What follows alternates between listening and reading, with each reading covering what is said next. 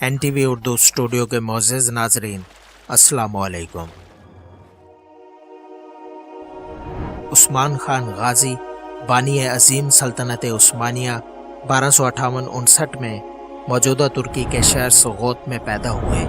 Ertugrul Ghazi اپنے بیٹے کو ہر لحاظ سے پختہ اور کامل بنانا چاہتے تھے، لہٰذا عثمان کی جسمانی تربیت کے لیے نورغورت الپ، عبد الرحمن غازی اور کونور الپ جیسے عظیم جنگجوؤں کو ذمہ داری سونپی گئی، جبکہ روحانی تربیت کے لیے شیخ دیبالی سے درخواست کی گئی۔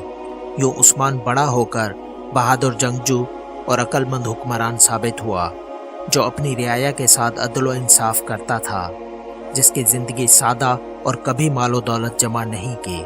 مال غنیمت میں سے پہلا حصہ یتیموں اور غریبوں کا نکالا کرتا تھا، جبکہ باقی حصہ سپاہیوں میں تقسیم کر دیا جاتا تھا۔ عثمان اول فیاض، رحم دل اور مہمان نواز تھا۔ عثمان غازی کی ان خوبیوں کی وجہ سے ترک آج تک ان کی عزت اور قدر کرتے ہیں۔ اس لیے یہ رواج بن گیا کہ جب کوئی بادشاہ تخت پر بیٹھتا تو عثمان کی تلوار اس کی کمر سے باندھی جاتی اور دعا دی جاتی کہ خدا اس میں بھی عثمان جیسی ہی خوبیاں پیدا کرے۔ عثمان اول بادشاہ بنا تو شروع میں سوغوت کو ہی دارالحکومت بنایا۔ ہوا یوں کہ عثمان کے والد ارطغرل غازی کی وفات کے بعد کونیا پر منگولوں کے قبضے اور سلجوقی سلطنت کے خاتمے کے بعد عثمان اول کی جاگیر خود مختار ہو گئی، جس کی وسعت ہوئی اور یہ سلطنت عثمانیہ کہلائی۔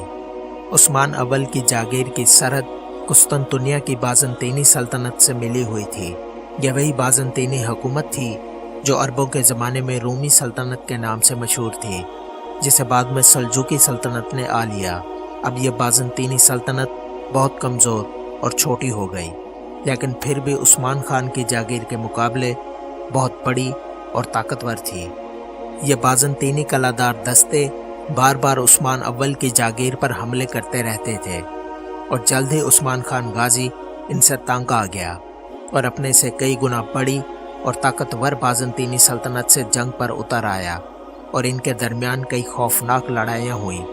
عثمان نے ان لڑائیوں میں بڑی بہادری اور قابلیت کا ثبوت دیا اور بازنطینی سلطنت کے کئی علاقے فتح کر لیے، جن میں بروسا کا مشہور شہر بھی شامل تھا، جو بعد میں عثمان اول کا دارالحکومت بنا دیا گیا۔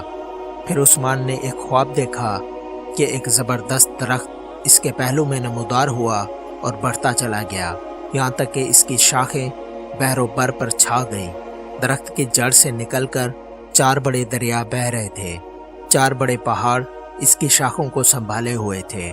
بعد میں ایک نہایت تیز ہوا چلی، اس سے درخت کی پتیوں کا رخ عظیم الشان شہر کی طرف ہو گیا، جہاں 2 سمندر اور 2 براعظم ملتے ہیں۔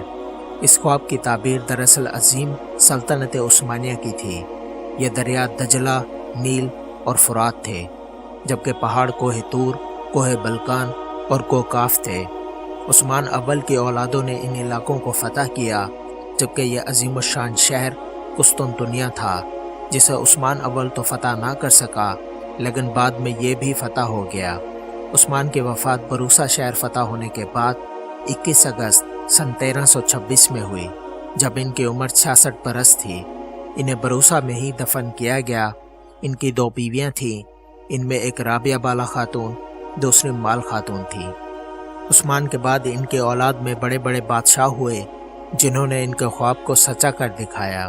تاریخ اسلام میں کسی خاندان کی حکومت اتنے عرصے تک نہیں رہی جتنا آل عثمان کی حکومت رہی، اور نہ ہی آل عثمان کے برابر قابل حکمران پیدا ہوئے۔ دوستو، امید ہے ہماری آج کی یہ ویڈیو بھی آپ کو پسند آئی ہوگی۔ اسے زیادہ سے زیادہ لائک کریں اور اسے اپنے دوستوں کے ساتھ فیس بک اور واٹس ایپ پر شیئر کرنے میں ہمارا ساتھ دیں۔ ہماری اگلی ویڈیو آنے تک اللہ حافظ و ناصر۔